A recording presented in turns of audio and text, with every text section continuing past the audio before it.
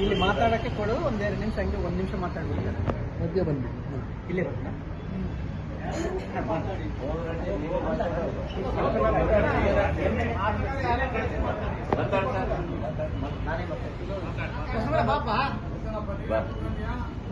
Hello sir, ನಮಸ್ಕಾರಗಳು. ನಮ್ಮ MLA ಸಾಹೇಬರಿಗೆ, ಶಾಸಕರಾದಂಥ ನಾರಾ ಭರತ್ ರೆಡ್ಡಿ ಅವರಿಗೂ ಮತ್ತು ನಮ್ಮ ಗ್ರಾಮಾಂತರ ಕ್ಷೇತ್ರದ ಶಾಸಕರಾದಂಥ ನಾಗೇಂದ್ರ ಅಣ್ಣನವ್ರಿಗೂ ನಮ್ಮ ತುಂಬ ಹೃದಯದ ಧನ್ಯವಾದಗಳು. ನಾವು ಟ್ರಿಪ್ ಅಂತೇಳಿ ಬಂದಿದ್ದೀವಿ, ದುಬೈಗೆ ಬಂದಿದ್ದೀವಿ. ಇವತ್ತಿನ ದಿವಸ ನಮ್ಮದು ಸಾಯಂಕಾಲ ಸಂಜೆ ಫ್ಲೈಟ್ ಇತ್ತು 9 ಗಂಟೆಗೆ. ಅದು ನಾವು ಮಧ್ಯಾಹ್ನ 3 ಗಂಟೆಗೆ ಶಾರದಾ ಸಿಟಿಯಿಂದ ಹೊರಟಿದ್ದೀವಿ. ಹೊರಟಿದಾಗ ದಾರಿ ಮಧ್ಯದಲ್ಲಿ ಫ್ಲೈಟ್ಗಳೆಲ್ಲ ಬಂದ್ ಆಗಿದ್ದಾವೆ, ಎಲ್ಲ ಏರ್ಪೋರ್ಟ್ ಎಲ್ಲ ಬಂದ್ ಆಗಿದೆ ಅಂತ ಹೇಳಿದ್ರು. ನಿಮ್ಗೆ ಏನು ಸಿಗ್ತಾ ಇಲ್ಲ ಅಂತ ಹೇಳಿದ್ರು. ನಾವು ಅಲ್ಲಿ ಹೋಗಿ ಕೇಳಿದೆ, ನಮ್ಮನ್ನ ಏರ್ಪೋರ್ಟ್ ಒಳಗಡೆ ಕೂಡ ಯಾರು ಕರ್ಕೊಳ್ಳಿಲ್ಲ.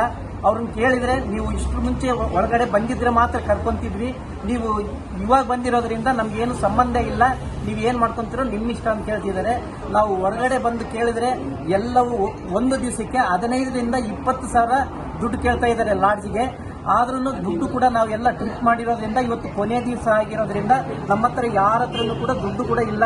ದಯವಿಟ್ಟು ಇದಕ್ಕೆ ಏನಾದರೂ ಒಂದು ವ್ಯವಸ್ಥೆ ನಾರಾ ಭರತ್ ರೆಡ್ಡಿ ಅಣ್ಣವರು ಮತ್ತು ನಾರಾ ಭರತ್ ರೆಡ್ಡಿ ಸರ್ ಅವರು ಮತ್ತು ನಾಗೇಂದ್ರ ಅಣ್ಣನವರು ಸೇರ್ಕೊಂಡು ಇದಕ್ಕೆ ನಮ್ಗೆಲ್ಲ ಮತ್ತು ತುಕಾರಾಮ್ ಸರ್ ಅವರು ಸೇರ್ಕೊಂಡು ಇದಕ್ಕೆಲ್ಲ ಒಂದು ವ್ಯವಸ್ಥೆ ಮಾಡಬೇಕಂತೇಳಿ ತಮ್ಮಲ್ಲಿ ಸವಿನಯ ಪ್ರಾರ್ಥನೆ ಮಾಡ್ಕೊಳ್ತಾ ಇದ್ದೀವಿ.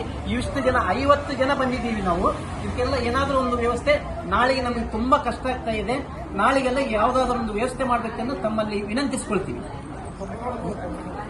ನಾಗೇಂದ್ರ ಸಾಹೇಬರಿಗೆ ನಮಸ್ಕಾರ ಮತ್ತು ನಾರಾ ಭರತ್ ರೆಡ್ಡಿಗೆ ನಮಸ್ಕಾರಗಳು.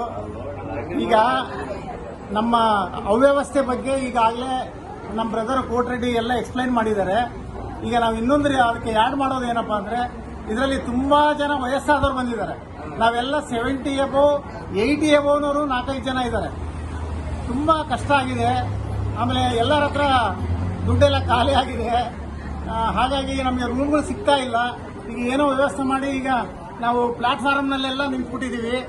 ಅದಕ್ಕೆ ನೀವು ಅಂಬಾಸಿಡರ್ ಹತ್ರ ಮಾತಾಡ್ತಿರೋ ಅಥವಾ ಸೆಂಟ್ರಲ್ ಮಿನಿಸ್ಟರ್ ಹತ್ರ ಮಾತಾಡ್ತಿರೋ ಅಥವಾ ನಮ್ಗೆ ಏನಾದರೂ ಒಂದು ನಾಳೆ ನಾಡೋದಕ್ಕೆ CM ಹತ್ರ ಮಾತಾಡ್ತಿರೋ ವ್ಯವಸ್ಥೆ ಮಾಡ್ಕೊಡ್ಬೇಕಂತೇಳಿ ತಮ್ಮಿಬ್ಬರನ್ನ ಸವಿನಯ ಪ್ರಾರ್ಥನೆ ಮಾಡ್ತಾ ಇದ್ವಿ.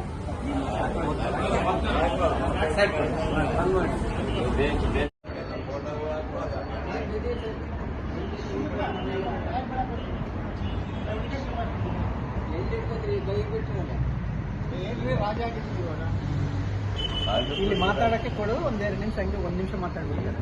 ಮಧ್ಯೆ ಬಂದು ಇಲ್ಲೇ ಬರ್ತಾ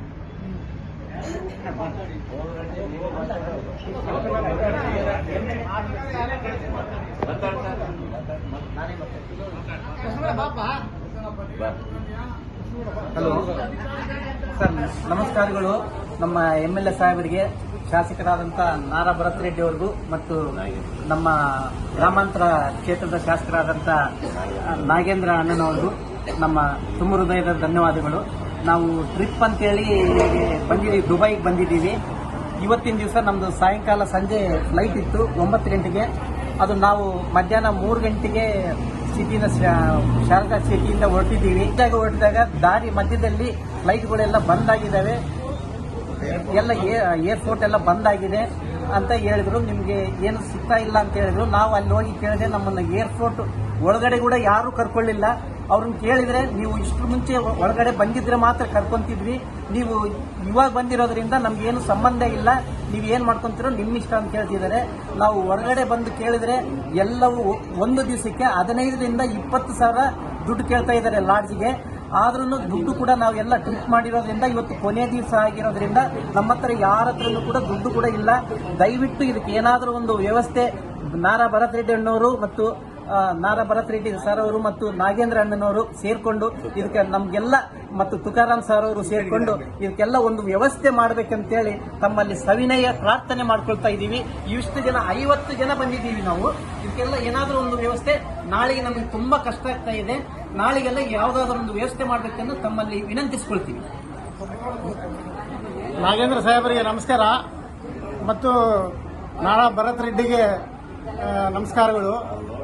ಈಗ ನಮ್ಮ ಅವ್ಯವಸ್ಥೆ ಬಗ್ಗೆ ಈಗಾಗಲೇ ನಮ್ಮ ಬ್ರದರ್ ಕೋಟ್ರೆಡ್ಡಿ ಎಲ್ಲ ಎಕ್ಸ್ಪ್ಲೈನ್ ಮಾಡಿದ್ದಾರೆ.